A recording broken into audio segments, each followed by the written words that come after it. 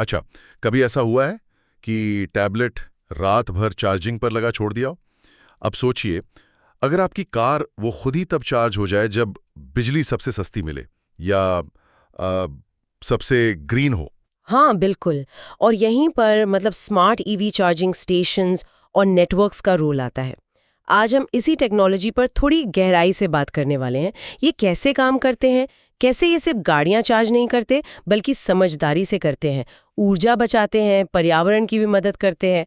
हमारे पास इस पर कुछ काफ़ी दिलचस्प रिपोर्ट्स और लेख हैं। तो ये स्मार्ट चार्जर, ये आखिर हैं क्या? सुनने में तो एकदम फ्यूचर वाली चीज़ लगती है। ये नॉर्मल वाले चार्जर से अलग कैसे हैं? काफ़ी अलग है, हाँ। ये सिर्फ एक प्लग पॉइंट नहीं है दीवार में। ये स्मार्ट चार्जर जो हैं वो आपकी कार से, पावर ग्रिड से और कई बार तो आपके फ़ोन से भी लगातार बात कर सकते हैं। बात कर सकते हैं? मतलब कम्युनिकेशन? हाँ बिल्कुल। और इसी कम्युनिकेशन से वो चार्जिंग के लिए सबसे सही, सबसे बढ़िया टाइम चुन पाते हैं।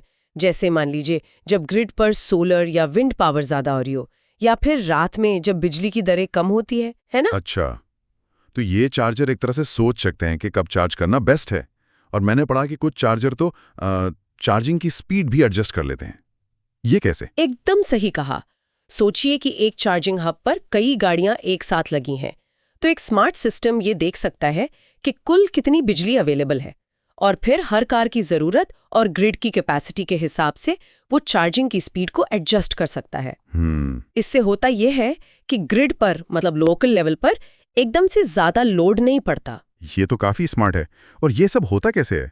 मतलब पूरा प्रोसेस क्या है, आसान शब्दों में? देखिए, तरीका काफ़ी सीधा साधा है। आप अपनी ईवी को चार्जर से कनेक्ट करते हैं। चार्जर फौरन ग्रिड से जानकारी लेता है, अभी बिजली का रेट क्या चल रहा है, कितनी बिजली है, कोई रिन्यूएबल सोर्स ज़्यादा एक्टिव है क्या। अच्छा। इन सब फैक्टर्स के बेस पर वो चार्जिंग को ऑटोमेटिकली स्टार्ट करता है, ज़रूरत हो तो रोकता है या स्पीड कम ज़्यादा करता है। और हाँ, यूज़र अपने फ़ोन ऐप से ये सब देख भी सकता है, कंट्रोल भी कर सकता है। कमाल है। पर इसकी अहमियत क्या है? मतलब क्यों इतना जरूरी है ये? पर्यावरण पर, हमारी जेब पर क्या असर पड़ता है? यहाँ बात बहुत इंटरेस्टिंग हो जाती है।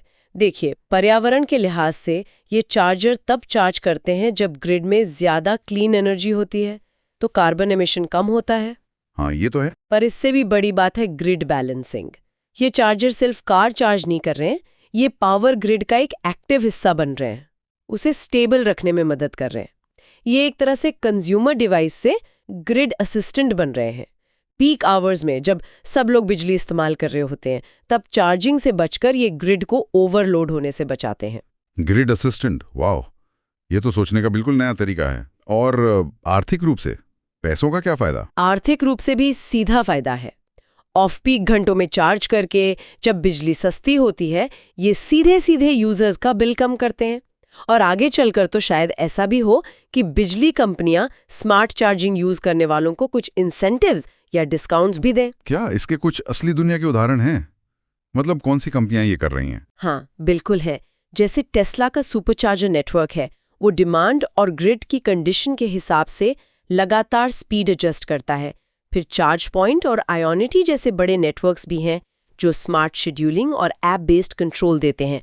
और अब तो घरों के लिए भी कई स्मार्ट होम चार्जर आ गए हैं जो अपने आप रात के ऑफ पीक टाइम के लिए चार्जिंग शेड्यूल कर देते हैं। ये सब सुनने में तो बहुत अच्छा लग रहा है, पर क्या इसमें कुछ चुनौतियां, कुछ मुश्किलें भी हैं?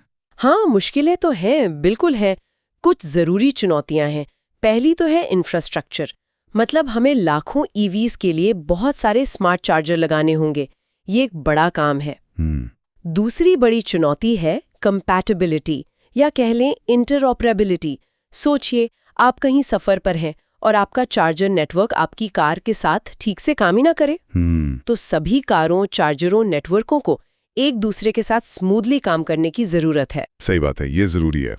और तीसरा, साइबर सिक्योरिटी। जैसे जैसे ये चार्जर ज़्यादा कनेक्टेड और स्मार्ट हो रहे हैं, उन्हें हैकिंग वगैरह से बचाना बहुत ज़रूरी हो गया है। यूजर्स का भरोसा बना रहे, इसके लिए सिक्योरिटी तो चाहिए ही। अच्छा, वो मज़ेदार बात भी थी ना सोर्सेज में कि कुछ चार्जर पर गेम्स खेल सकते हैं या मौसम देख सकते हैं। हाँ, वो तो है, मतलब चार्जिंग टाइम को थोड़ा इंटरेस्टिंग बनाने के लिए। पर एक और इम्पॉर्टेंट बात यह है कि ये स्मार्ट चार्जर्स ग्रिड को स्टेबल रखने में कैसे मदद करते हैं। मान लीजिए कहीं अचानक बिजली की डिमांड बढ़ गई, हाँ, तो ये चार्जर ऑटोमेटिकली चार्जिंग स्पीड धीमी कर सकते हैं ताकि लोकल ग्रिड पर प्रेशर कम हो जाए, ब्लैकआउट जैसी सिचुएशन से बचा जा सके। ये सिर्फ सुविधा नहीं है, ये ग्रिड की स्टेबिलिटी के लिए एक स्मार्ट मैकेनिज्म है। तो कुल मिलाकर देखें तो स्मार्ट चार्जिंग स्टेशंस और नेटवर्क सिर्फ ईवीज चार्ज करने का तरीका भर नहीं है। ये ऊर्जा बचाने, पैसे बचाने, पर्यावरण की मदद करने और हमारे बिजली ग्रिड को ज़्यादा फ्लेक्सिबल और इंटेलिजेंट बनाने का एक जरिया है। ये ईवी चार्जिंग के पूरे एक्सपीरियंस को बदल रहे हैं। बिल्कुल सही।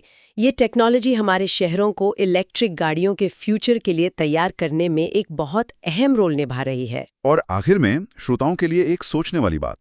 स्रोत भविष्य की ऐसी ईवीज की बात करते हैं जो न सिर्फ चार्ज करने का बेस्ट टाइम और जगह खुद चुनेंगी, बल्कि शायद जरूरत पड़ने पर अपनी बैटरी से पावर वापस ग्रिड को भी दे सकेंगी, जिसे V2G या व्हीकल टू ग्रिड कहते हैं। हाँ, V2G। सोचिए, आपकी कार एक तरह से एक चलता फिरता पावर बैंक बन जाए जो ग्रिड की मदद कर सके।